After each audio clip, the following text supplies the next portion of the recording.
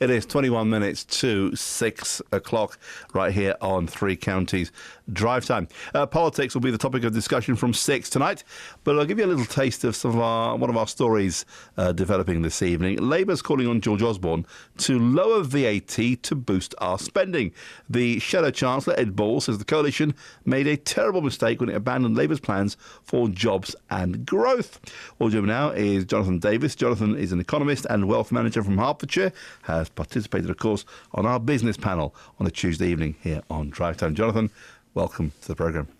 Thank you, Roberto. So Ed Ball says the coalition has made a terrible mistake after it abandoned Labour's plans for jobs and growth. What's he talking about?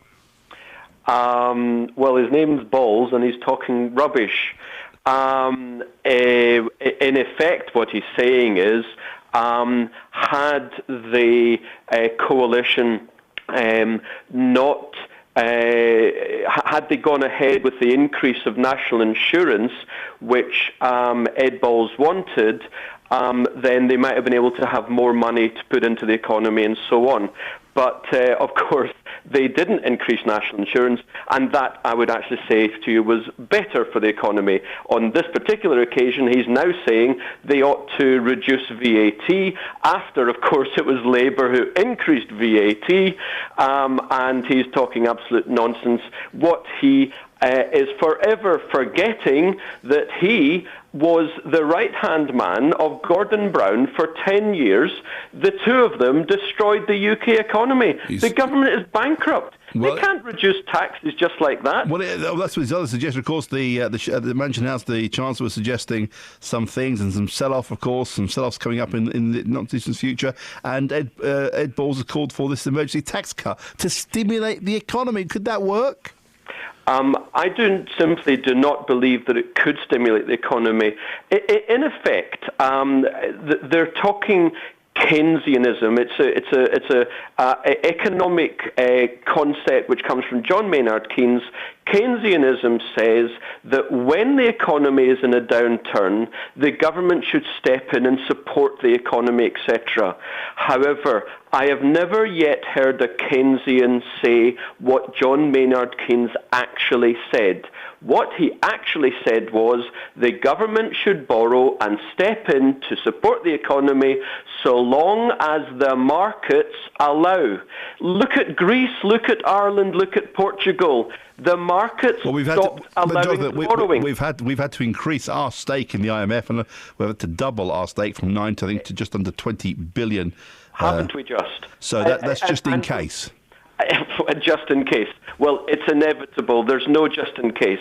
The countries are going bankrupt as we speak, Roberto, and politicians who say the government should borrow more are talking through their hat. They're talking populist.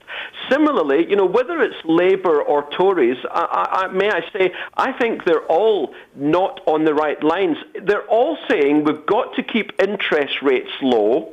That might change. I mean, we're talking. It has to be said. You've got quite a dour view, and I appreciate that, Jonathan, of the economy. But I have to say, of all the economists we have in round the table on a Tuesday, and we talk business and finance, not one so far has said, yeah, the economy is doing great or it's starting to pick up. It is still fairly flat. Fairly flat, sure. Look, actually, the economy is in a mess. We are bankrupt.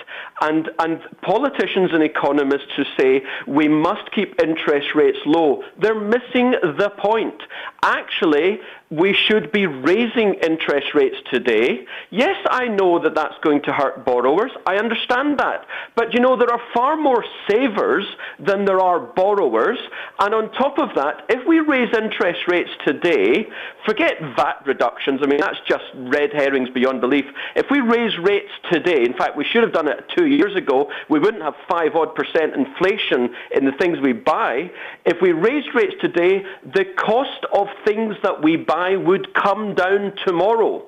So even though it would hurt, no doubt, some borrowers, with the savers' extra amount of income and the reduced cost of living, our standard of living would actually improve. We know the high street. Yet they still say we mustn't raise rates. They Jonathan, got it wrong. We know on the high street things aren't moving at all. all. Yeah. I mean, we are expecting the high street to stimulate and at least kickstart the economy, but the figures the Chancellor would have had in his desk this morning would have given him cause to go out and get a second cup of coffee. Well, again, retail figures are sharply down. They say it's because of the royal wedding. Well, come on, talk about, again, red herrings. If people had money in their pockets, they'd be spending. There is no money. The lending is down. It'll be down for a long time. The economy is dire. We need to have a radical change. As I say, we need to, I haven't said it, we need to let the insolvent banks fail. We mustn't keep propping up these banks with taxpayers' money.